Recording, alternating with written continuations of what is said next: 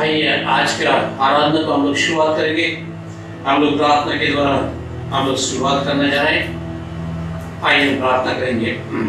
ये यहोवा, हे हमारे प्रभु, तेरा नाम सारी पृथ्वी पर क्या ही प्रतापमय है। सर्वशक्तिमान परमेश्वर, आपका धन्यवाद करता है परमेश्वर। आप महान है, सचमुच जीवन परमेश्वर है। खुदा, आपने हम को जीवित रखने के लिए सहायता किया, इसलिए धन्यवाद करते हैं परमेश्वर। इस सुबह समय के लिए धन्यवाद परमेश्वर। हम लोग और एक बार आपका उपस्थिति में आने के लिए, प्रार्थना करने के लिए, परमेश्वर आपसे आशीष मांगने के लिए हम लोग आने के लिए सहायता किए, इसलिए धन्यवाद करते हैं परमेश्वर। कितना भी लोग इस सुबह समय परमेश्वर आपका उपस्थिति में आके बैठ के ये वचन सुन रहे, आराधना में भाग ले रहे परमेश्वर, सभी लोग को आशीषित करो। इधर आराधना परमेश्वर, आराधना में भाग लेने वाले हर एक को आशीषित करो, आराधना चलाने वाले को आशीषित करो परमेश्वर। परमेश्वर, ये आराधना के द्वारा आपको सारी महिमा आधार मिले दो परमेश्वर।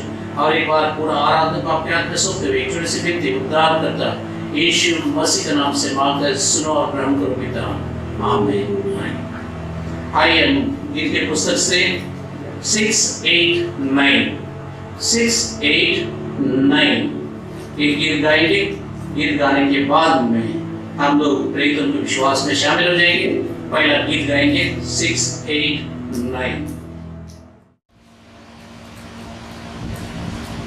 प्रभु की होवे सनावेशा, प्रभु की होवे सना, प्रभु की होवे सना हमेशा, प्रभु की होवे सना, प्रभु की होवे मन सरारी, प्रभु की होवे मन सरारी,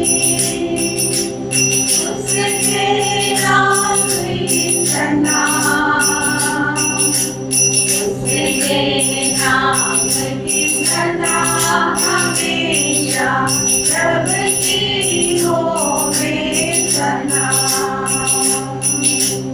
प्रभु की होवे सना हमेशा, प्रभु की होवे सना, प्रभु के घर में होवे सितारी, प्रभु के घर में होवे सितारी, उसके हम तो सना, उसके हम तो सना हमेशा, प्रभु की होवे सना, प्रभु की होवे सना हमेशा, प्रभु की होवे सना,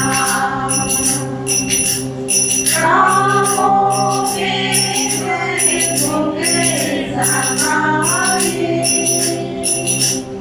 राहों में होवे सहारे, उसकी खबर बना, उसकी खबर बना हमेशा, प्रभु की होवे सना, प्रभु की होवे सना हमेशा, प्रभु की होवे सना, सारे मिलकर ताली बजाओ, सारे मिलकर ताली बजाओ, गाओ प्रभु की सना,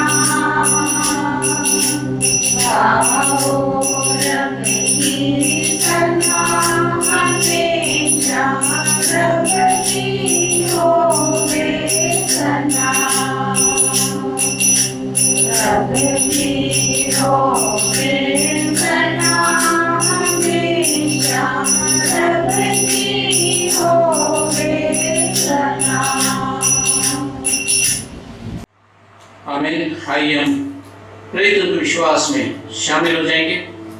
प्रेरितों के विश्वास में शामिल हो जाएंगे। मैं विश्वास करता हूँ सर्वशक्तिमान परमेश्वर पिता पर, जो स्वर्ग और पृथ्वी की और उसके एकलौता पुत्र हमारे प्रभु यीशु मसीह पर, जो पवित्र आत्मा से देहधारी होकर मरियम नाम की कुंवारी से उत्पन्न हुआ, पिलातुस के विरुद्ध उठाया, क्रूस पर चढ़ाया गया, मारा गया और गाड़ा गया, तीसरे दिन मृतकों से जी उठा, स्वर्ग पर चढ़ गया और सर्वशक्तिमान ईश्वर पिता के दाहिने हाथ पर बैठा, जहाँ से मृतकों का न्याय करने को फिर मैं विश्वास करता हूँ पवित्र आत्मा पर, पवित्र कलीसिया पर, पवित्र लोगों की संगति, पापों की क्षमा, देह की जीवन और अनंत जीवन। आइए हम लोग अभी चुनाव पाठ में भाग लेंगे। चुनाव पाठ हम लोग बाइबल से ले रहे हैं। भजन संगीत 8, भजन संगीत 8, पूरा भजन संगीत में हम लोग पढ़ेंगे। भजन संगीत में अध्याय 8वां अध्याय में हम लोग पढ़ेंगे। आज का चुना हुआ पाठ पाया जाता है भजन संहिता उसका 8वां अध्याय वचन 1 से लेकर 9 तक। भजन संहिता उसका 8वां अध्याय वचन 1 से लेकर 9 तक। परमेश्वर की महिमा और मनुष्य का गौरव। हे हमारे प्रभु, तेरा नाम सारी पृथ्वी पर क्या ही प्रतापमय है। तूने अपना वैभव स्वर्ग पर दिखाया है। तूने अपने बैरियों के कारण बच्चों और दूधपियों के द्वारा सामर्थ की नींव डाली है, ताकि तू शत्रु और पलटा लेने वालों को रोक रखे।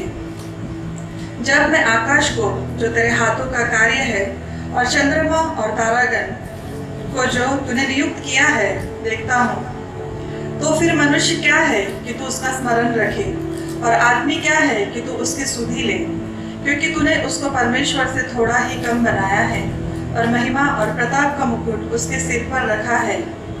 तूने उसे अपने हाथों के कार्यों पर प्रभुता दी है। तूने उसके पांव तले सब कुछ कर दिया है। सब भेड़ बकरी और गाय बैल और जितने वन पशु है, आकाश के पक्षी और समुद्र की मछलियाँ और जितने जीव जंतु समुद्रों में चलते फिरते हैं, हे यहोवा, हे हमारे प्रभु, तेरा नाम सारी पृथ्वी पर क्या ही प्रतापमय है। ओ प्रशंसा पिता की और पुत्र की और पवित्र आत्मा की, जैसे आरंभ में हुए,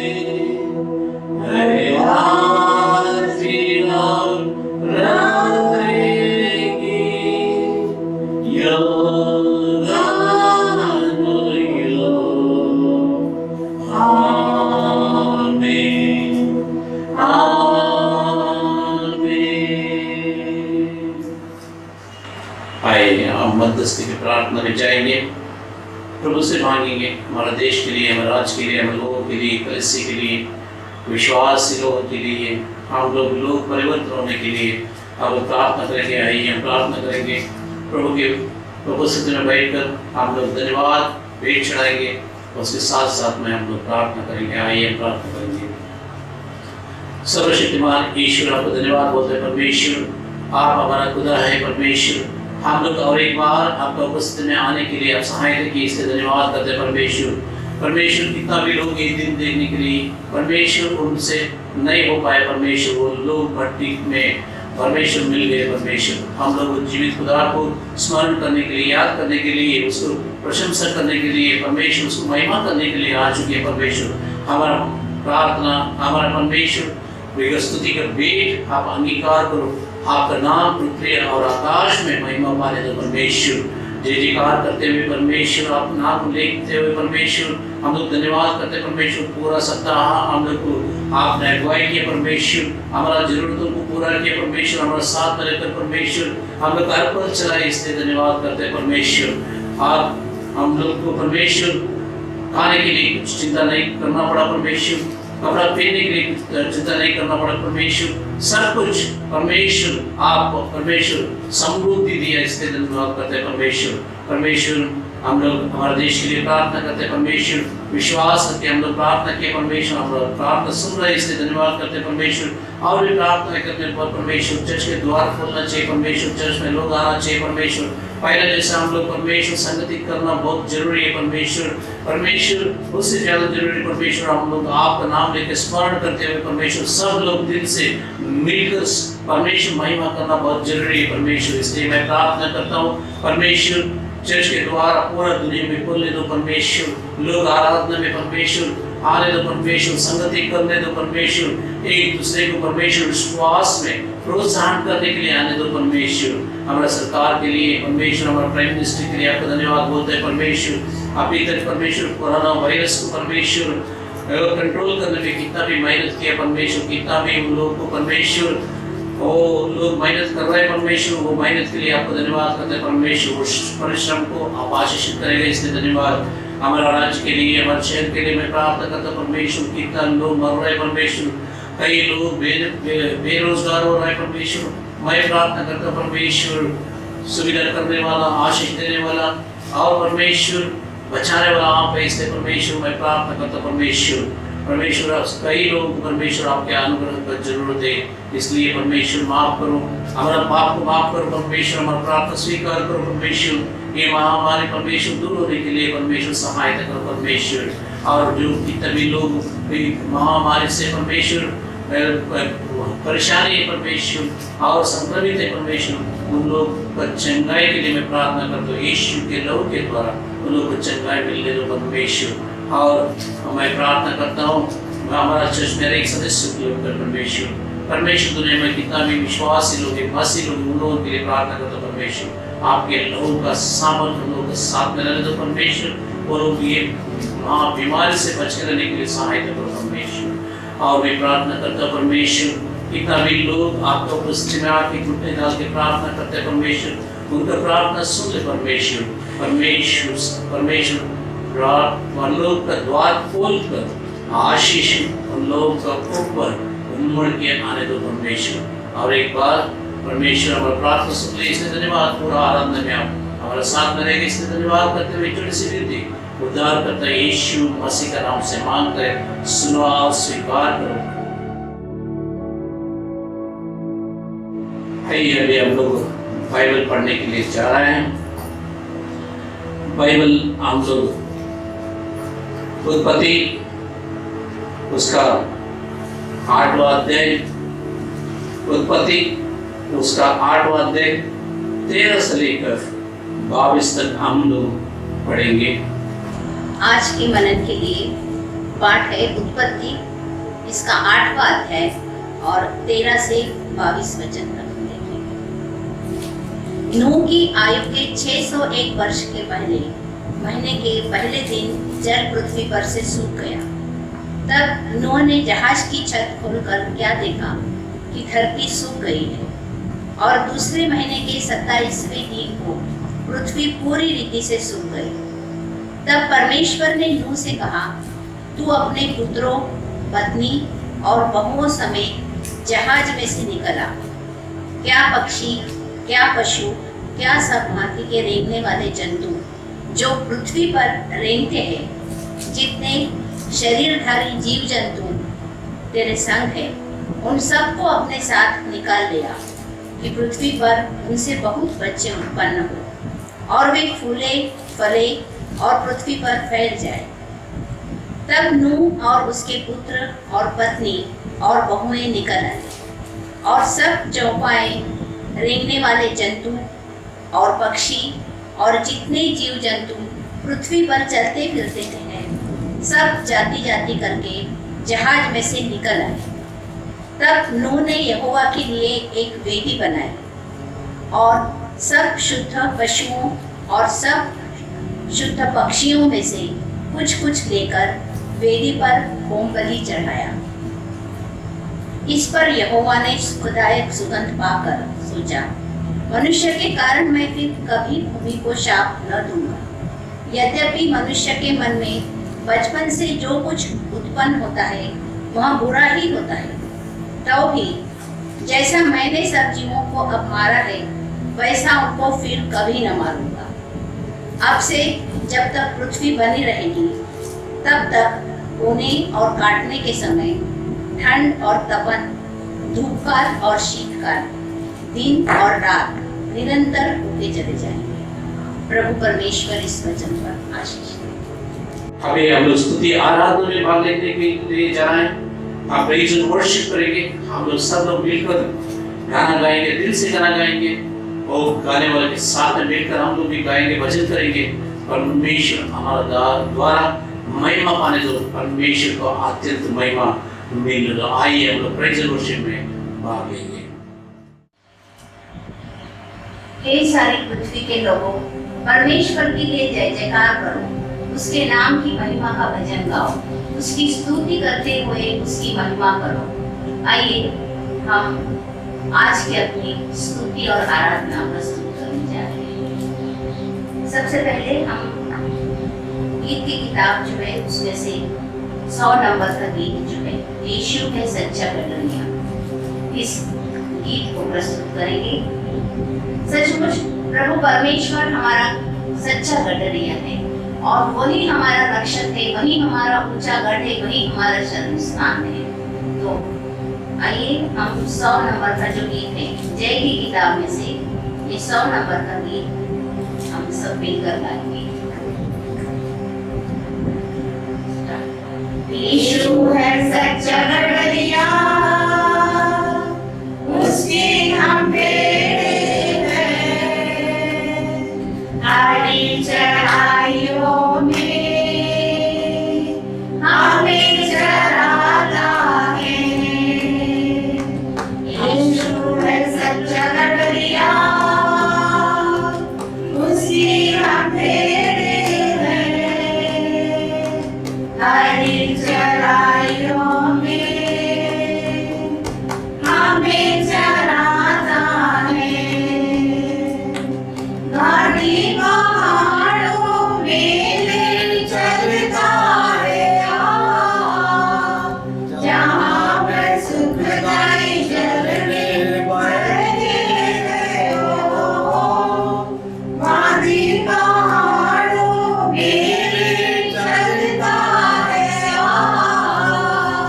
जहाँ पर सुखदाई झरने बहते हैं।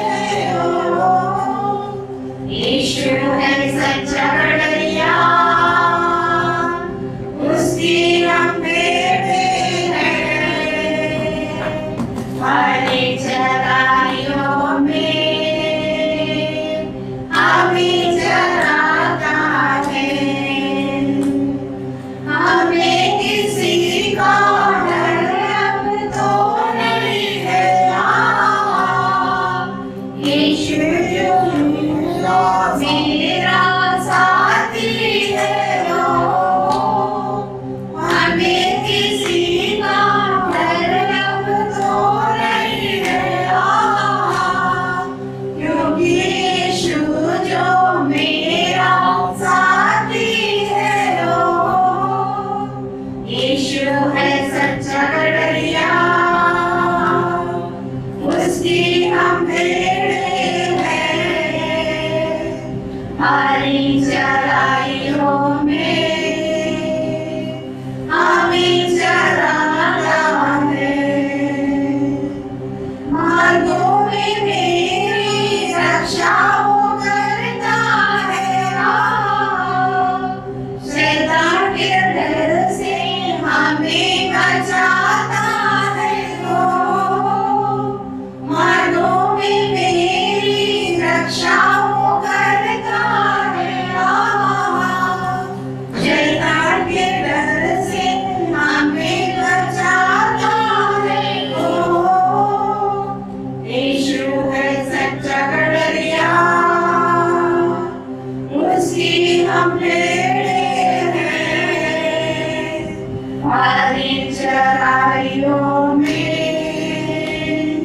हमें चराता है। सचमुच प्रभु यीशु मसीह हमारा सच्चा गडरिया है। और हम जब उसके साथ साथ चलते हैं तो हमें किसी का डर नहीं, किसी परिस्थिति में प्रभु हमारे साथ है, इसी विश्वास के साथ हम अपने जीवन में आगे बढ़ते हैं। आइए हम दूसरा गीत गाएंगे 117 जय की गीत में से, सेनाओं का यहोवा हमारे संग संग। सेनाओं का यहोवा हमारे संग संग है, याकूब का परमेश्वर हमारा ऊंचा गढ़ है। सेनाओं का यहोवा हमारे संग संग है, याकूब का परमेश्वर हमारा ऊंचा गढ़ है। जिसने आकाश बनाया, जिसने पृथ्वी बनाई, जिसने आकाश बनाया, जिसने पृथ्वी बनाई, जो सर्वशक्तिमान प्रभु है, वो यहोवा हमारे संग संग है। जो सर्वशक्तिमान प्रभु है, वो यहोवा हमारे संग संग है। सेनाओं का यहोवा हमारे संग संग है, याकूब का परमेश्वर हमारा ऊंचा गढ़ है। सेनाओं का यहोवा हमारे संग संग है, याकूब का परमेश्वर हमारा ऊंचा गढ़ है। समुद्र को जिसने डुबाया, जंगल में से मार को निकाला। समुद्र को जिसने डुबाया, जंगल में से मार को निकाला। जो वायु को करता है पूरा, वो यहोवा हमारे संग संग है। जो वायु को करता है पूरा, वो यहोवा हमारे संग संग है। सेनाओं का यहोवा हमारे संग संग है, याकूब का परमेश्वर हमारा ऊंचा गढ़ है। सेनाओं का यहोवा हमारे संग संग है, याकूब का परमेश्वर हमारा ऊंचा गढ़ है।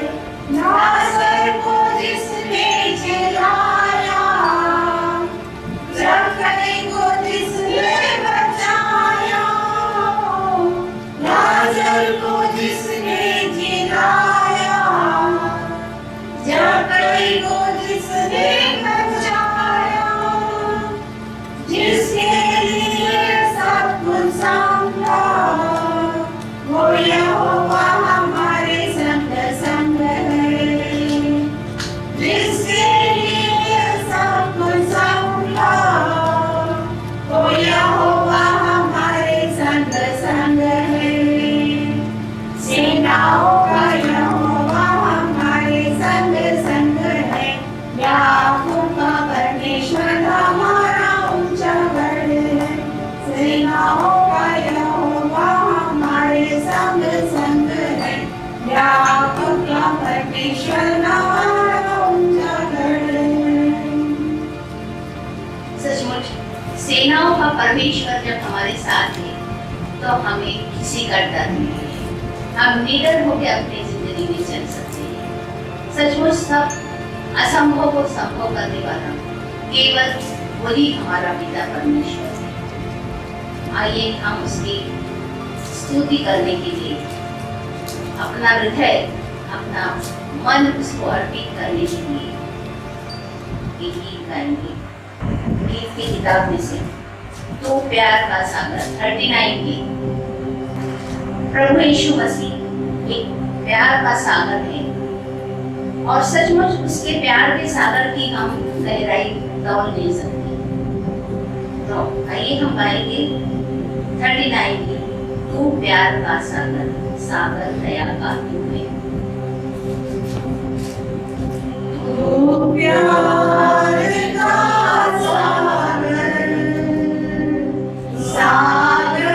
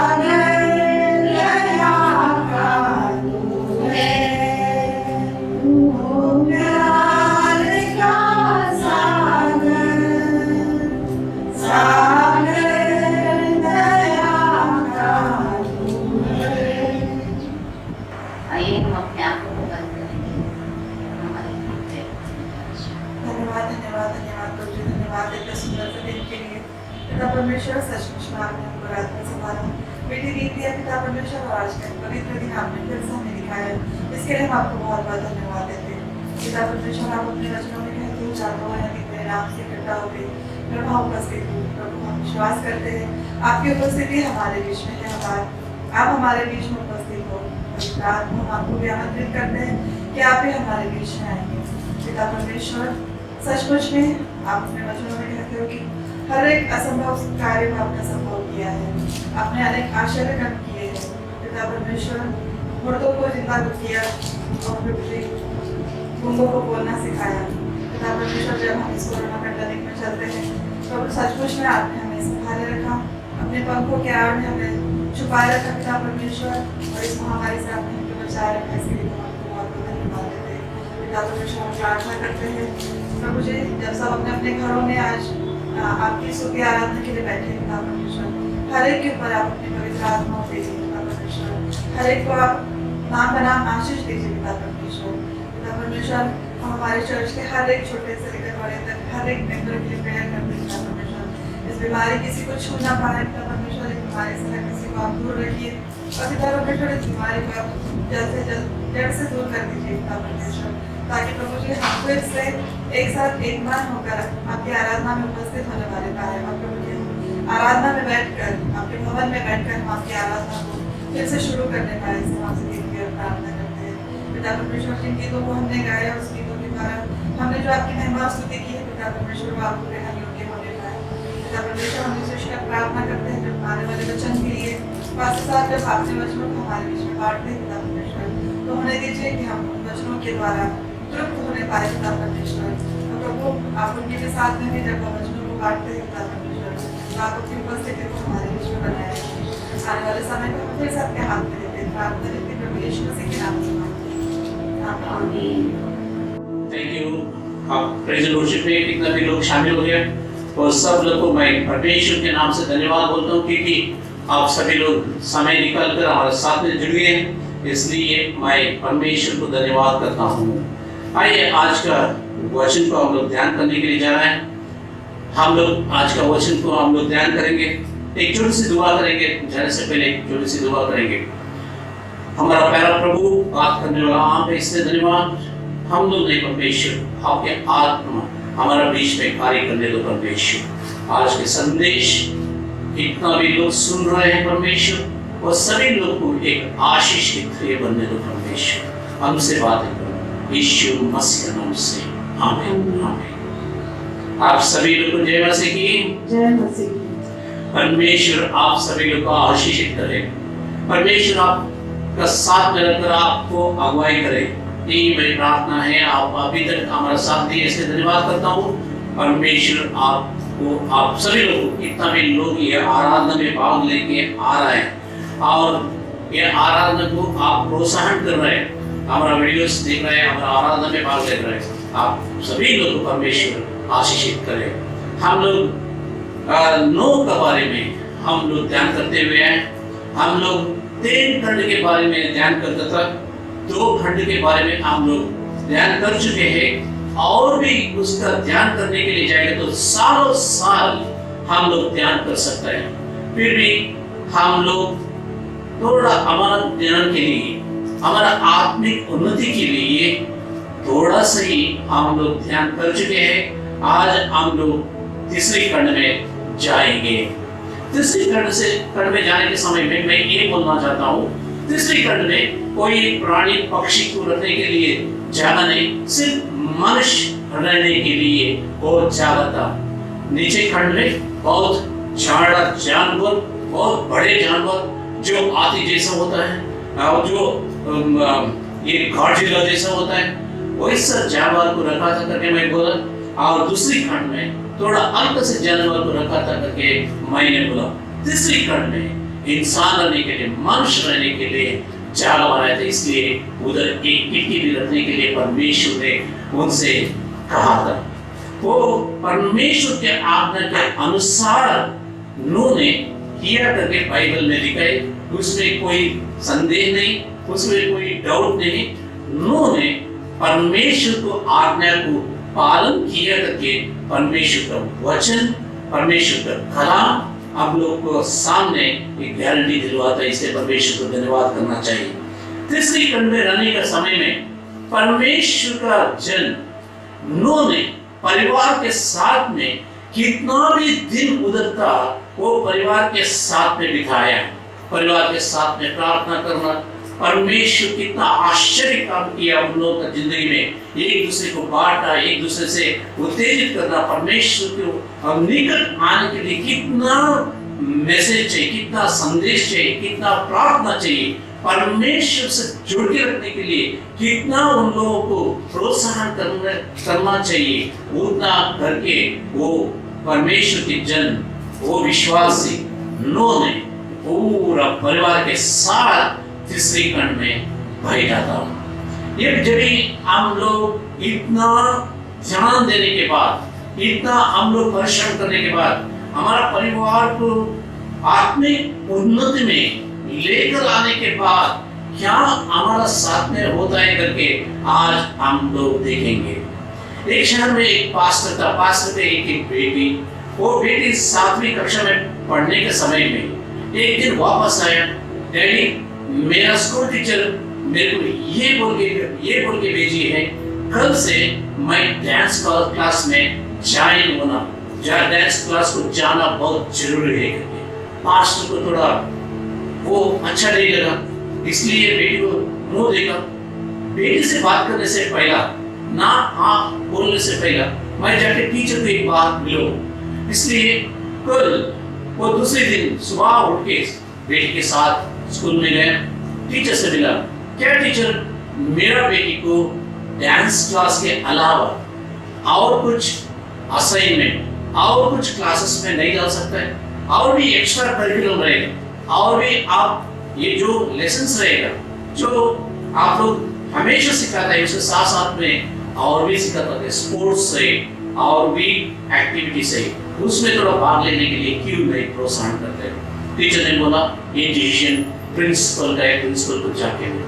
और प्रिंसिपल तक गया, प्रिंसिपल को बोला सर मेरा बेटी को डांस क्लास में आप लोग ने रजिस्टर करने के लिए तैयारी करना है, इसलिए मेरे को इतना पसंद नहीं, आप कृपा करके मेरा बेटी को किधर डालना चाहिए, वो स्पोर्ट्स में डालेंगे, दूसरा एक्टिविटीज में डालेगा।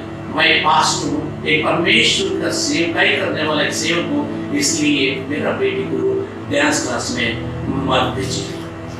प्रिंसिपल ने बोला मेरा स्कूल में जो हम लोग निर्णय करते हैं वो फाइनल रहेगा।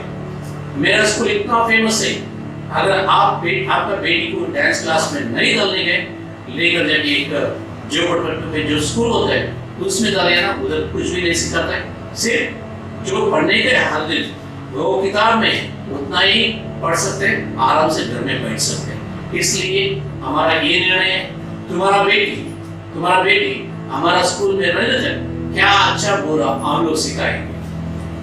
और उसके साथ साथ में ये बात भी बोला, हमारा स्कूल में इतना विश्वास है कि बच्चे लोग पढ़ रहे हैं, उन लोगों को कोई विरोध नहीं, उन लोग कोई ऑब्जेक्शन नहीं उठा रहे, आप क्यों उठा रहे?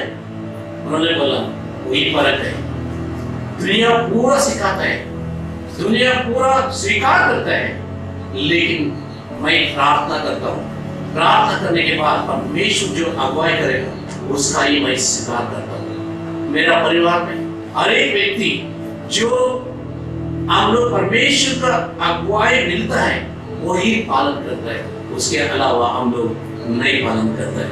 इसलिए मैं ये बोलता हूँ, ये परमेश्वर का जन नूह ने उसका परिवार को परमेश्वर का अगुवाई में बड़ा किया।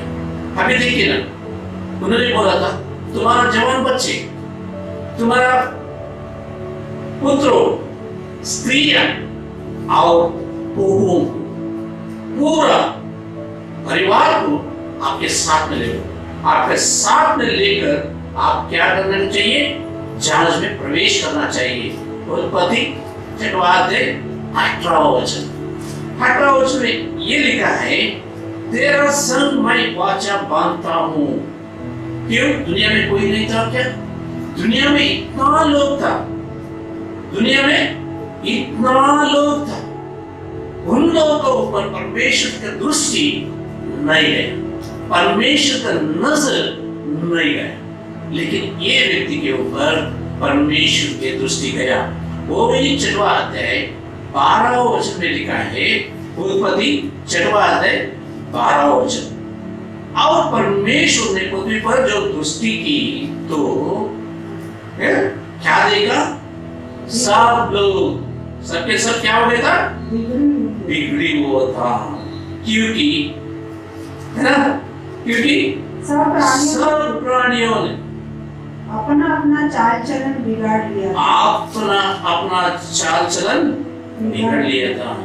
लेकिन नोआ को परमेश्वर का अनुग्रह मिला करके हम लोग फिर वचन में पढ़ता है।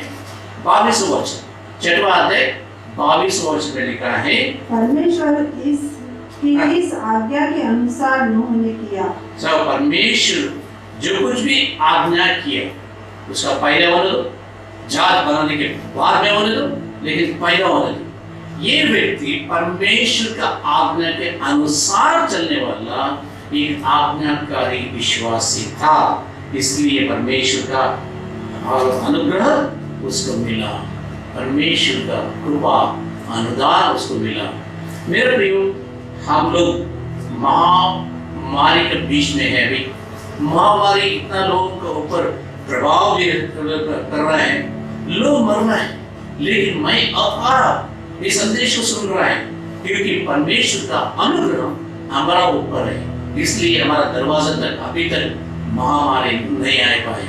कल मेरे को मालूम नहीं, नॉर्मल जिंदगी में भी हम लोग पढ़ के जाएंगे तो क्या होता है करके मैं बता रहा हूँ, लेकिन आज परमेश्वर का अनुग्रह उसके ऊपर है। इसलिए दुनिया में सब लोग का प्राण एकदम जीवन, सब लोग का चाल चलन बिगड़ चुके थे, लेकिन वो लोग गलत रास्ता पकड़ लिया था, वो लोग पाप में डूब चुका था। लेकिन ये व्यक्ति उन लोगों के साथ में नहीं मिला, उन लोगों के साथ में नहीं चला, उन लोगों से मिलकर पाप करने के लिए कोशिश नहीं किया। इसलिए परमेश्वर जल प्रलय के समय में उसका एक उन्नत स्थान में, ऊंचा स्थान में बिठाने के लिए तीसरी खंड बना के उधर बैठ जाओ। अभी अधिकार किसका ऊपर है? कितना भी झगड़ा होने दो, कितना भी ताकतवर होने दो, वो जानवर के ऊपर, और कितना भी पक्ष होने दो, कितना भी अकल से, कितना भी ज्ञान से भरा हुआ पक्षी होने दो, उसका ऊपर भी वो अधिकार चलाने वाला एक सिंबल है। पहला खंड, दूसरा खंड, तीसरी खंड। इसलिए परमेश्वर ने तीसरी खंड में मनुष्य को बिठाया, उसमें एक खिड़की था। लेकिन अभी खिड़की क्यों रखा? मनुष्य को एक दर्शन होना चाहिए, मनुष्य को एक दर्शन होना चाहिए। नूह ने खिड़की को खोला कि नहीं? खोला। खोलने के बाद देखा पृथ्वी के ऊपर क्या है? पूरा पानी भरा है। बारिश रुक गई, बारिश आए तो आवाज आता है, ये आवाज रुक गया। रुकने के बाद एक हफ्ते के बाद में खिड़की खोल के देखेगा तो कितना दूर देख सकेगा तो उतना दूर देखेगा तो क्या मिला उसको? सिर्फ जल दिखा, पानी दिखा उसको देखकर वो शांत हो गया। इसलिए हम लोग को क्या दिखता है? हम लोग आगे खोले तो हमारे सामने क्या दिखता है? जल दिखता है, रास्ता नहीं दिख रहा है। शांत से परमेश्वर का उपस्थिति में बैठ जाओ, परमेश्वर आपको अगुवाई करेगा, परमेश्वर आपको अगुवाई करेगा। जवान बच्चे अपने डैडी के साथ में बैठा है, खिड़की खोल के देखा, खिड़की खोल के देखने के बाद पानी देख वापस आके बैठ गया। बैठने के समय में एक जवान बच्चा क्या पूछा होगा? डैडी, आप क्यों इतना प्रार्थना कर रहे हैं? क्या परमेश्वर हम लोग को बचाएगा? क्या परमेश्वर आप लोग को रक्षा करेगा? नहीं तो ऐसा ही हम लोग जहाज में बैठ के कितना दिन बैठना पड़ेगा, कितना दिन इधर हम लोग ऐसे ही जहाज के अंदर बैठना पड़ेगा। ये प्रश्न आज कई बच्चे लोग आपसे भी पूछता होगा, कितना दिन घर के अंदर बैठेगा? क्यों हम लोग स्कूल में नहीं जा रहे? क्यों हम लोग बाहर नहीं जाने का? क्यों हम लोग गार्डन में नहीं जाने का? क्यों हम लोग पिकनिक नहीं जाने का?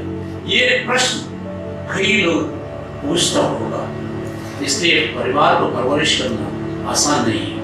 ये नोआ भी दर्शन पाने के लिए, दर्शन दिखाने के लिए, परमेश्वर को उपस्थित एक परिवार को अगुवाई करने के लिए प्रार्थना करके बैठ गया था। बैठने के समय में उसको परिवार को अच्छा एक परवरिश उन्होंने दिया। ये जरूरी है, इसलिए प्रार्थना करना बहुत जरूरी है। प्रार्थना करना बहुत जरूरी है ना। जब भी परिवार के समेत में प्रार्थना करने के लिए बैठते हैं, बच्चे लोग भी प्रार्थना सीख जाएंगे। जब भी आप प्रार्थना करते हैं, आपका बच्चे के साथ प्रार्थना करते हैं, अपने परिवार के साथ में प्रार्थना करते हैं, आप समाज में परमेश्वर के लिए एक गवाही बन जाए। उतना ही नहीं, आपका आस पास वाला, आजू बाजू वाला, सामने रहने वाला, पीछे रहने वाला बोले ये घर में हमेशा प्रार्थना चलता है। इसलिए अगर आप बचने के हैं, आपको एक दर्शन होना बहुत जरूरी, और आपका घर के अंदर एक प्रार्थना का वेदी होना बहुत जरूरी है। इब्रानियों की किताब 11वां अध्याय 7वां वचन में हम लोग पढ़ के आएंगे। इब्रानियों की किताब, इब्रानियों 11वां, Hebrews chapter 11 verse 7, इसमें लिखा है, विश्वासी से नूह ने उन बातों के विषय में जो उस समय दिखाई न पड़ती थी, चेतावनी पाकर भक्ति के साथ अपने घराने के बचाव के लिए जहाज बनाया। विश्वास के साथ ये परिवार को बचाने के लिए जहाज बनाया करके लिखा है। इसलिए और उसके द्वारा उसने संसार को दोषी ठहराया। उसके बाद सामने पहला विश्वास के साथ बच्चे लोगों के साथ में बैठकर प्रार्थना कर परमेश्वर जो आज्ञा दिया था उसको पालन किया। पालन करने से उन्होंने क्या किया? जहाज बनाया। जहाज बनाने के बाद में उसके द्वारा उसने संसार को दोषी ठहराया। अगर परमेश्वर का आज्ञा अगर हम लोग नहीं मानेंगे, उसका अनुग्रह नहीं मिलेगा। कैसा मिलेगा? हम लोग महामारी के बीच में रह रहे, तो उसके बाद में देखो, उसका पहला देखो। लेकिन हम लोग शुरुआत से ही परमेश्वर को उपस्थिति में बैठने के लिए सीख गया। परमेश्वर हम लोग को एक स्थान में खड़े करेगा, दूसरे एक गवाह बनेगा। इसलिए और उस धर्म का वारिस हुआ जो विश्वास से होता है। जो वारिस बन गया, जो विश्वास से होता है, उसका वारिस बन गया। इसलिए हम लोग परिवार में बैठने के समय, परिवार में रहने के समय, दरवाजा के अंदर रहने के समय एक वेदी बनाना, प्रार्थना का वेदी बनाना बहुत जरूरी है। आज देखिए ना, हम बच्चे को बाहर नहीं छोड़ते, कुत्ते को नहीं छोड़ेगा। ये सोचने की बात है, बच्चे को बाहर नहीं छोड़ते। क्या हमारा घर पे कुत्ता रहेगा, कुत्ते को हम लोग बाहर नहीं लेके जाएगा?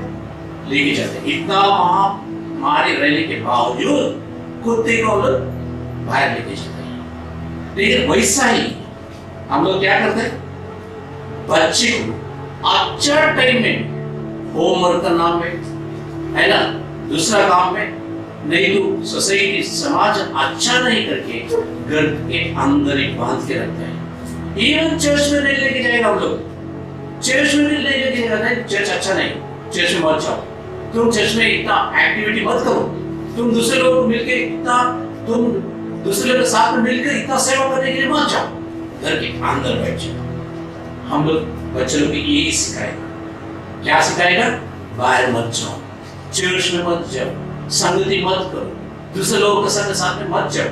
अच्छे वाले लोग, बुरा वाले लोग। लेकिन हम लोग किसी के साथ में जोड़ने के लिए तैयार नहीं होते। लेकिन हमारा कुत्ता को छोड़ने के लिए हम लोग तैयार होते हैं, क्योंकि वो बहु करता है ना, इसलिए उसको छोड़ देते हैं हम लोग। सुबह शाम सारा टाइम पे जब भी उसका गुस्सा आपको देख के हम लोग क्या करेगा?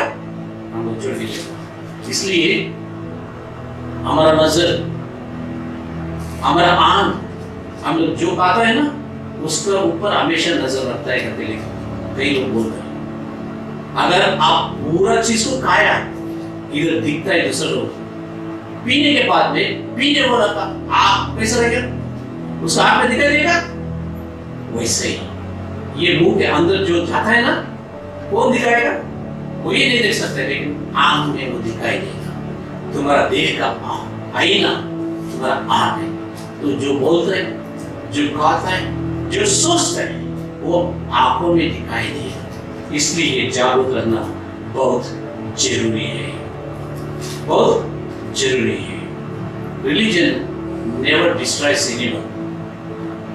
Even faith will never deceive anyone. है ना?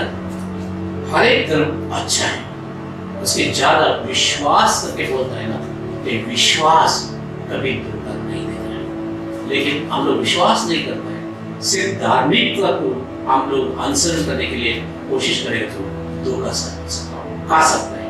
इसलिए विश्वास हो, धार्मिकता के साथ साथ में विश्वास होना बहुत जरूरी है। घर में बैठ के हम लोग क्या करना चाहिए? आइए हम लोग नीति वचन में पढ़ेंगे। नीति वचन में पढ़ेंगे 22वां अध्याय 15वां आयत में ऐसा लिखा है, घर पे बैठने के टाइम पे एक डैडी, पिता, परमेश्वर के जन बोलने से उसकी जिम्मेदारी कैसा होता है हम लोग देखेंगे। उधर लिखा है ना? 22वां अध्याय 15वां वचन। लड़के के मन में मूर्खता की गांठ बंधी रहती है। लड़के के मन में मूर्खता की गांठ बंधी रहता है, परंतु अनुशासन की छड़ी के द्वारा, परंतु अनुशासन डिसिप्लिन, परंतु अनुशासन की छड़ी के द्वारा वह खोल कर उसे दूर की जाती है। वो खोल कर उसकी दूर किया जा सकती है। इसलिए छड़ी पकड़ना, डिसिप्लिन करना, भाई लाठी पकड़ के मारो करके नहीं बोल रहा, लेकिन ये तो लिखा है एक डिसिप्लिन, अनुशासन जीवन में होना बहुत जरूरी है, बहुत जरूरी है। दूसरा वचन वही उस किताब से हम लोग पढ़ेंगे 23वां अध्याय 13वां वचन। लड़की की ताड़ना न छोड़ना, लड़की को ताड़ना ना छोड़ना, क्योंकि यदि तू उसको छड़ी से मारे तो वह न मरेगा। आजकल माँ बाप लोग मार देते हैं, लेकिन पकड़ो मारो करके नहीं कोई बोलता, ताड़ने के लिए मैं नहीं बोलता, लेकिन वो उसको सही रास्ते में लेकर आने के लिए कितना कोशिश चाहिए उतना कोशिश करना बहुत जरूरी है ना? उसको मारने से वो मर नहीं जाता है, लेकिन आज का बच्चे माता पिता ऐसा है, बच्चे लोगों को मार रहे। महामारी आने के बाद में कितना मालूम है ना, बच्चे लोगों को फांसी में लगा के वो लोग भी मर गए। इसलिए हम लोग देख सकते हैं, ऐसा मत कीजिए ना, है ना? इतना भी मत मारो पर बच्चे लोगों को वो मार सके, है ना? उसका ध्यान रखना। और आगे बढ़ेंगे हम लोग 23वां अध्याय 14वां वचन में। तू उसको छड़ी से मारकर उसका प्राण अधोलोक से बचाएगा। तू उसका छड़ी से मारकर उसको किधर से बचाएगा? अधोलोक नरक से बचाएगा।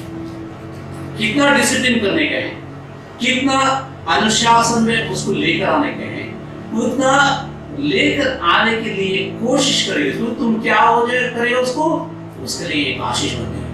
वो नरक में नहीं जाएगा, वो किधर जाएगा?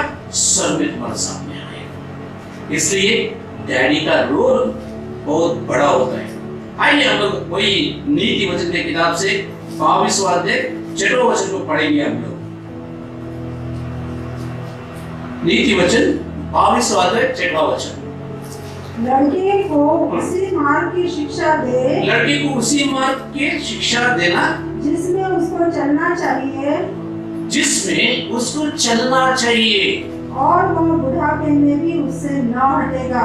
वो बुढ़ापे में भी उससे ना हटेगा, है ना? बचपन में अच्छा रास्ता, एक अच्छा आदत, एक अच्छा चाल चलन अगर नहीं सिखाएगा उसको, वो बीच में ही बिगड़ जाएगा। इसलिए बाइबल हम लोग को ये देता है, ये आज्ञा देता है, ये हम लोग को मार्गदर्शन दिलाता है इन कामों के लिए।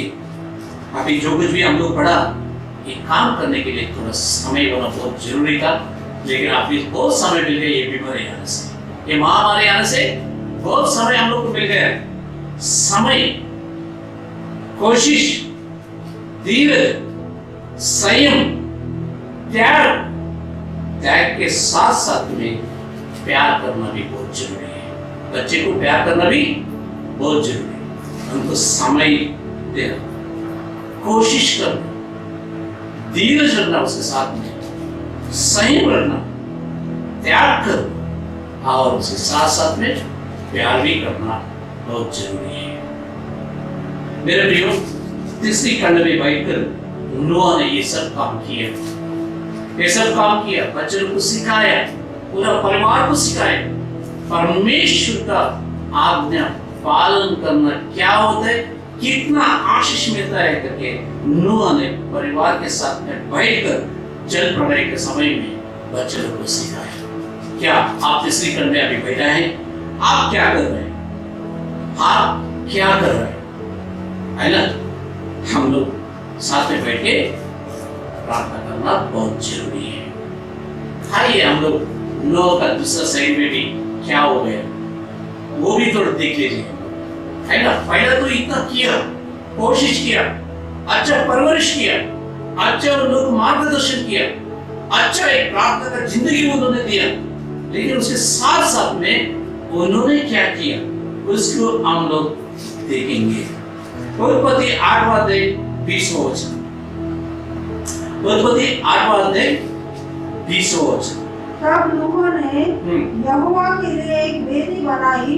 तब नूह ने यहोवा के लिए क्या बनाया? एक वेदी बनाया। और इधर वेदी किधर था? परिवार के अंदर। अभी तक वेदी किधर था? परिवार के अंदर। सब लोग किधर घुटने डाला प्रार्थना किया, वही वेदी वो था। लेकिन अभी बाहर आने के बाद जल प्रलय से छुटकारा मिला, वो पृथ्वी पर आ गया। पृथ्वी के ऊपर सब कुछ नया पत्ती, नया फल, नया पानी, सब कुछ एकदम नया एक सृष्टि था। वो सृष्टि में आने के बाद मूसा ने क्या किया? सॉरी, नूह ने क्या किया? नूह ने क्या किया? ये होम बलि चढ़ाने के लिए एक वेदी बनाया, एक वेदी बनाया। अभी देखिए अभी क्या कर रहे हैं? हाँ आगे बढ़िए ना। और सब शुद्ध पशुओं और सब शुद्ध पक्षियों में से और कुछ लेकर वेदी पर होम बलि चढ़ाया। आपने पढ़ा, आपने सुना, आपने नहीं सुनी तो पढ़िए ना। सब शुद्ध पशुओं और सब शुद्ध पक्षियों में से कुछ लेकर क्या किया उन्होंने? वेदी पर होम बलि चढ़ाया। अभी तक नूह ने परिवार के साथ में मिलकर प्रार्थना का वेदी में बैठा था। उसका वेदी सिर्फ घुटना था, कोई पक्षी प्राणी को खून बहाया नहीं, उसको काटा नहीं। लेकिन अभी तक उन्होंने इतना ही किया था, वो घुटने डाल के परमेश्वर के उपस्थिति में बैठा था पूरा परिवार के साथ में। बाहर आने के बाद परमेश्वर इतना आशीष देने के बाद वो क्या किया? जानवर को काटा, पक्षियों को काटा, परमेश्वर को खुशी करने के लिए गया। परमेश्वर को खुशी करने के समय में परमेश्वर खुशी होता है। हम लोग सोचते हैं जो कुछ भी मैं कर रहा हूं उसमें परमेश्वर खुश है, महिमा पा रहा है, परमेश्वर मेरे से बहुत प्रसन्न है, ये हम लोग सोचते हैं। लेकिन परमेश्वर ने जो योजना किया है उसका किला हम लोग जा रहे हैं नहीं, ये सोचने के लिए, ये परख के देखने के लिए हम लोग कभी नहीं जाएंगे। आइए हम लोग 21वें वचन को पढ़ेंगे। इस पर यहोवा ने सुखदायक सुगंध पाकर सोचा। इस पर यहोवा ने सुखदायक सुगंध पाकर सोचा। क्या सोचा? मनुष्य के कारण फिर कभी भूमि को शाप न दूंगा। मनुष्य के कारण ये अच्छा है। 2 बार पढ़ना चाहिए वचन को, 3 बार पढ़ना चाहिए, बार पढ़ना चाहिए। मनुष्य के कारण क्यों? परमेश्वर का प्रतिरूप है, परमेश्वर अपना रूप से हम लोग को बनाया, इसलिए पृथ्वी पर मैं एक श्राप और एक बार नहीं देना चाहता, नाश नहीं करना चाहता, नाश नहीं करना चाहता। ये पृथ्वी अच्छा रहना चाहिए, स्वर्ग जैसा रहना चाहिए। मेरा प्रतिरूप, मेरा रूप में जो सृष्टि है वो पृथ्वी का पूरा आशीष वो लोग है ना खुशी से अनुभव करना चाहिए। यही परमेश्वर की इच्छा था। लेकिन परमेश्वर आगे एक शब्द बोलता है, क्या बोलता है? यद्यपि मनुष्य के मन में बचपन से जो कुछ उत्पन्न होता है वह बुराई होता है। हालेलुया। यद्यपि मनुष्य के मन में बचपन से जो कुछ उत्पन्न होता है वो बुराई होता है। किसको खुशी करने के लिए वो कौन वहां है? क्या जानवर को बलि चढ़ाने से परमेश्वर खुशी होता है? पक्षियों को बलि चढ़ाने में परमेश्वर खुशी होता है? नूह ने सोचा मैं अच्छा पशुओं को, अच्छा पक्षियों को लेकर उसको खूब बहाएगा। किसका नाम पे? जो रक्षा किया, जो निर्बल था उसको उठा के जहाज में जाके बैठने के लिए बोला, जो निर्बल था पूरा गॉडजिला जैसा, हाथी जैसा बड़े बड़े जानवर को कंट्रोल करने के लिए एक सामर्थ्य दिया, और लोमड़ी जैसा ज्ञान का तो प्राणी होता है उसका भी कंट्रोल करने का, गधा जैसा जो बुद्धिहीन है उसका भी कंट्रोल करने के लिए वो सामर्थ्य था। लेकिन अभी उसका ही कार्य परमेश्वर को खुशी करने के लिए जा रहा है। ये परमेश्वर खुशी नहीं होता है, कौन देखे परमेश्वर खुशी नहीं होता है। इसलिए मैं तो बोलता हूँ मसीह लोग बहुत मांस खाता है करके, मसीह लोग मांस नहीं खाना चाहिए, काटना भी नहीं चाहिए। बाइबल उसको परमिशन नहीं देता है। इधर बोलता है ओम बलि चढ़ाने के बाद में परमेश्वर क्या बोला? मनुष्य के हृदय में बचपन से जो उत्पन्न होता है वो बुराई होता है ना। परमेश्वर को खुशी करने के लिए खुद कोशिश करनी चाहिए। उसको उसका आज्ञाकारी बच्चे बन कर रहे तो उसको उसमें खुशी होता है। मैं विनती करता हूँ कितना भी लोग है, मैं जो कुछ भी कर रहा हूँ ऐसा स्वार्थ सोच मत कीजिए। मैं जो कुछ भी कर रहा हूँ परमेश्वर उसमें बहुत पसंद है, ये कभी मत सोचना। परमेश्वर को उपस्थिति में आप आके घुटने डाल के अगर पश्चाताप करेगा तो उससे ज्यादा बलि कोई भी नहीं हो सकता है, उससे ज्यादा बलि कोई भी नहीं हो सकता है। लेकिन उसके आगे जाते जाते हम लोग क्या देखता है? क्या देखते हैं? 9 अध्याय 20 वचन, 9 अध्याय उत्पत्ति 9 अध्याय 20 वचन। नूह किसानी करने लगा। Thank you. अभी तक कौन किसानी किया? नूह ने खेती किया, नूह ने काम किया, नूह ने कोई जॉब में गया? परमेश्वर ने चलाया उसका घराना तो परमेश्वर चलाया। अभी पृथ्वी में नया पानी, नया पत्ती, नया फल देखने के बाद उसको खाकर खुशी होने का था, लेकिन वो किसके लिए गया?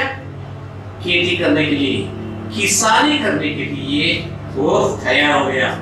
किसानी करने के बाद मैं बोल रहा हूं उसका मन पसंद का किसानी करने के लिए दे गया, उसका मन पसंद का झाड़ लगाना, उसका मन पसंद का फल देखने के लिए वो गया। जाने के बाद वो क्या किया? उसने दाख की बाड़ी लगाई। हाँ, दाख की झाड़ी लगाई है ना, उसके फल आया, फल आने के बाद आगे बढ़िए ना, और वह दाख मधु पीकर मतवाला हुआ। वो दाख मधु पीकर फल आया। पहला फल किसको चढ़ाने का था? परमेश्वर का चढ़ाने का, परमेश्वर का त्याग करके उसका ऊपर उसके सामने आके रखने का था। ये रखा? नहीं रखा। वो अच्छा दाख मधु बनाया, पिया, क्या हो गया? मतवाला हो गया। परमेश्वर को भूल जाओ, लोगों को भूल जाओ। परमेश्वर आपको उन्नत में रखा, लेकिन तुम परमेश्वर को भूल जाके तुम क्या किया? तुम्हारा मन पसंद का एक दाख मधु बनाया, पिया, पी के गिरा, पी के गिरा। 40 साल जंगल में, मौसा का समय में 40 साल जंगल में, है ना। परमेश्वर कैसा चलाया? उसका कपड़ा नहीं फाड़ा, उसका चप्पल भी नहीं था, है ना। 40 साल इतना अच्छा खाना खिलाया, फिर भी वो लोग बार बार परमेश्वर को नहीं, वो कौन होता है, उसका विरोध में बात किया लोग। इसलिए कनान देश में कौन गया? सिर्फ 2 ही लोग, कालेब और यहोशू। तो मूसा भी प्रवेश करने के लिए नहीं छोड़ा। मन्ना खाकर वो लोग परमेश्वर के खिलाफ काम किया।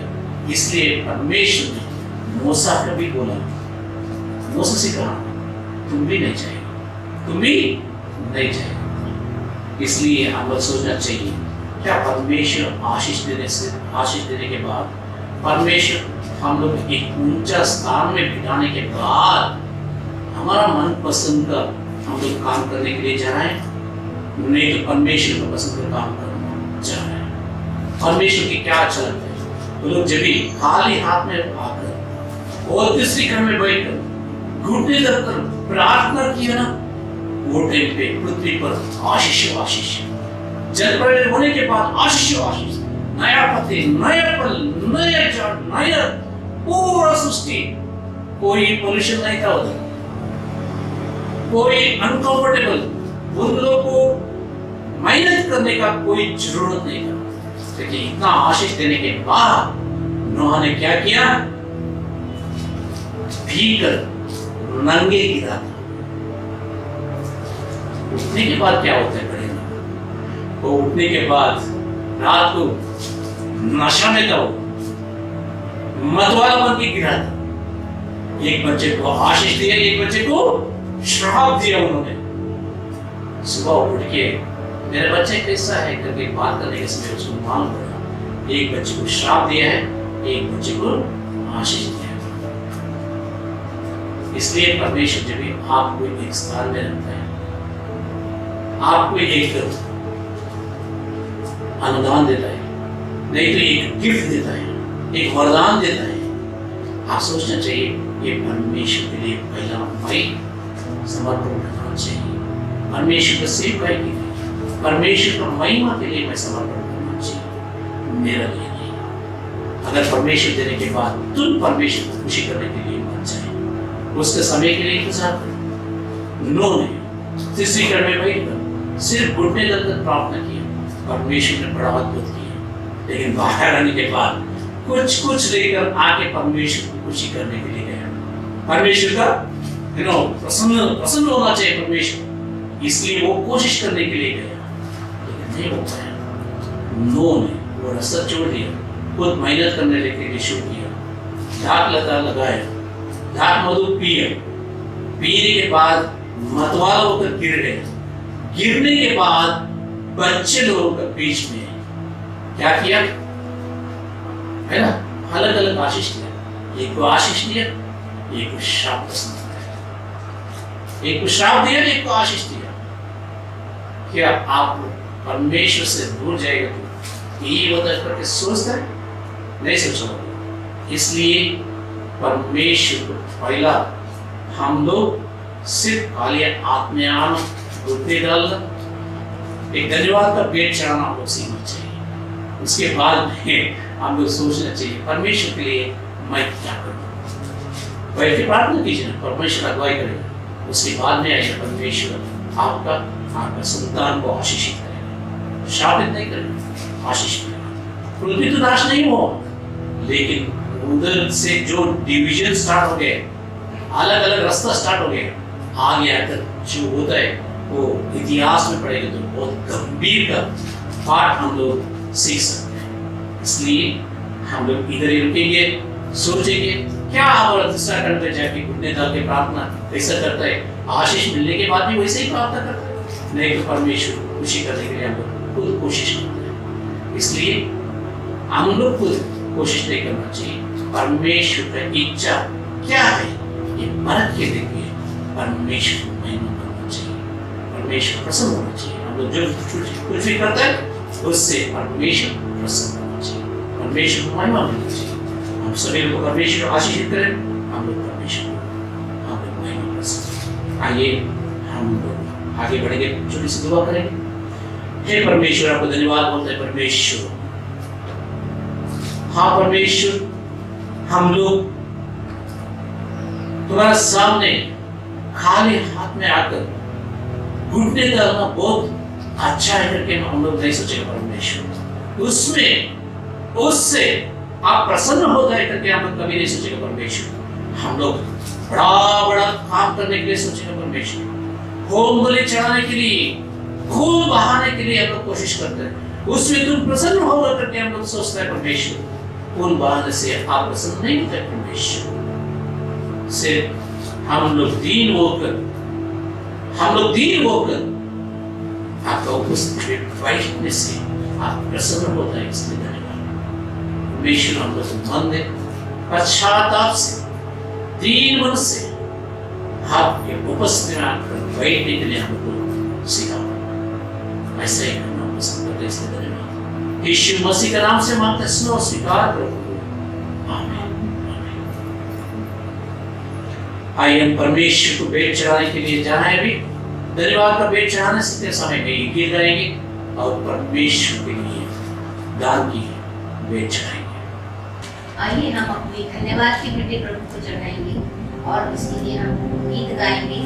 गीत नंबर 36 जय की गीत की किताब में से।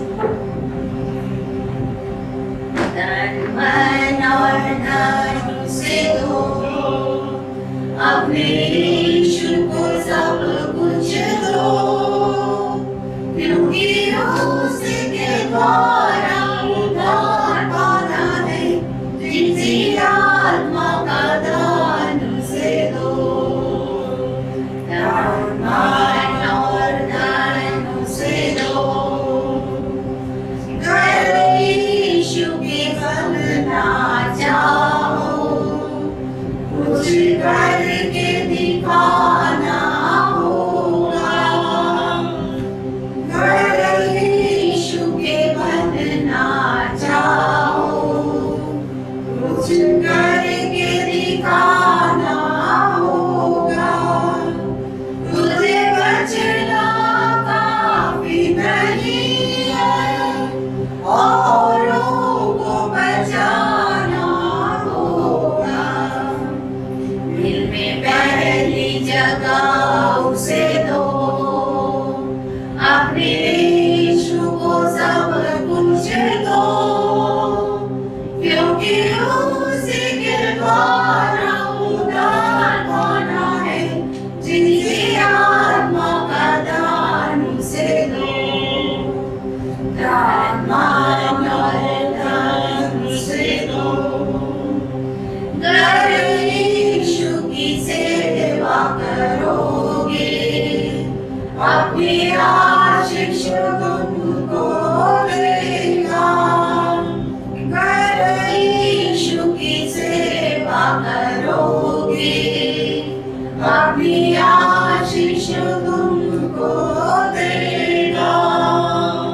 घर बाप की सेवा करोगे, और किसी नहीं माफ करेगा। उसके लहू से दिल खोलो, अपने यीशु को सब कुछ दो, क्योंकि उसके द्वारा उद्धार पाना है, जिसकी आत्मा का दान उसे दो। दान मानो, दान उसे दो। आइए प्रार्थना करेंगे। परमेश्वर आपको धन्यवाद बोलते हैं परमेश्वर। हम लोग को नया नया आशीष देने वाला आप है, इसलिए धन्यवाद करते हैं परमेश्वर। चमत्कार करने वाला, अगुवाई करने वाला आप है परमेश्वर। हम लोग कुछ भी नहीं परमेश्वर, निर्बल है परमेश्वर। हम लोग परमेश्वर आज नहीं तो कल मट्टी से मिल जाएगा परमेश्वर। हमारा आत्मा आपके सामने आने के समय में क्या हम लोग घुटने डाल के परमेश्वर निर्बल से परमेश्वर हम लोग परमेश्वर पूरा मन से परिवर्तन होकर परमेश्वर हम लोग आपका सम्मुख में आए हैं, आपके परमेश्वर उपस्थिति में आए हैं कि नहीं आप देखिएगा परमेश्वर। हम लोग जो कुछ भी करते हैं परमेश्वर हर एक कर्मों का हिसाब आप मांगेगा वो दिन, इसलिए धन्यवाद करते हैं परमेश्वर। आज हम लोग परमेश्वर मन परिवर्तन होकर परमेश्वर हम मान लेते हैं हम लोग पापी लोग है करके परमेश्वर, इसलिए परमेश्वर हम लोग पापी है करके परमेश्वर स्वीकार करते हैं परमेश्वर। हम लोग अंगीकार करो, आप जैसा पहले आशीष किया वही सही आशीषित करते जाओ परमेश्वर। हम लोग आपका आशीष तो बहुत जरूरी है परमेश्वर। कितना भी लोग आज का ये धन्यवाद को भेंट चढ़ा रहे हैं उन सभी लोग को आशीषित करो परमेश्वर। कितना भी लोग जन्मदिन देख रहे हैं और शादी का दिन देख रहे हैं परमेश्वर, उन सभी लोग का ऊपर आपके अनुग्रह उन लोगों के साथ में रहने दो, आपका कृपा अनुदान उसके साथ में रहने दो परमेश्वर।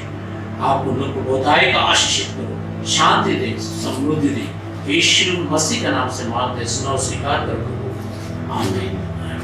आइए हम प्रभु का प्रार्थना बोलेंगे, प्रभु का प्रार्थना हम सब लोग मिलकर बोलेंगे। हे हमारा पिता तू जो स्वर्ग में है, तेरा नाम पवित्र माना जाए, तेरा राज्य आए, तेरा इच्छा जैसे स्वर्ग में पूरी होती वैसा ही पृथ्वी पर भी पूरी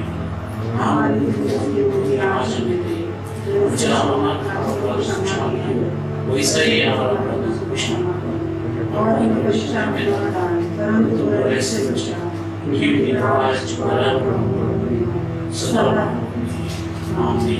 आइए परमेश्वर का आशीष पाएंगे। पिता पुत्र पवित्र आत्मा का आशीष अगुवाई उसका सहभागिता आप सभी लोग के साथ में हमेशा हमेशा बने रहिए, आमीन। यीशु की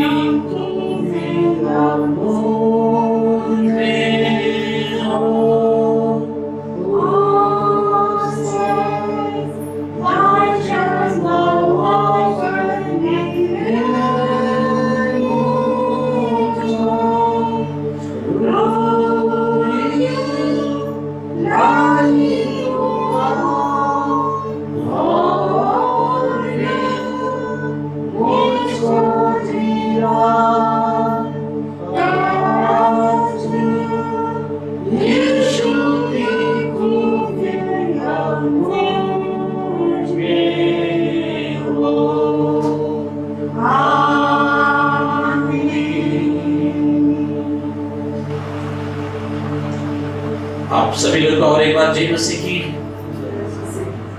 हम लोग डीएस ऑफिस के सामने एक ऑपरेटरी बॉक्स रखा है जिसका ऑपरेटरी नहीं तो परमेश्वर को धन्यवाद का भेंट चढ़ाना चाहते हैं, दान पेटी है, दान देना चाहते हैं, और सभी लोग डीएस का ऑफिस के सामने जो पेटी रखा है वो पेटी में डाल सकते हैं। नहीं तो मेरा फोन नंबर है, मेरे को आप लोग कांटेक्ट कर सकते हैं।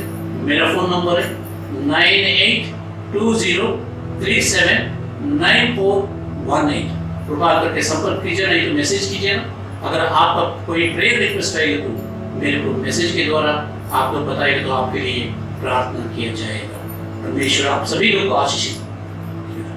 आमीन।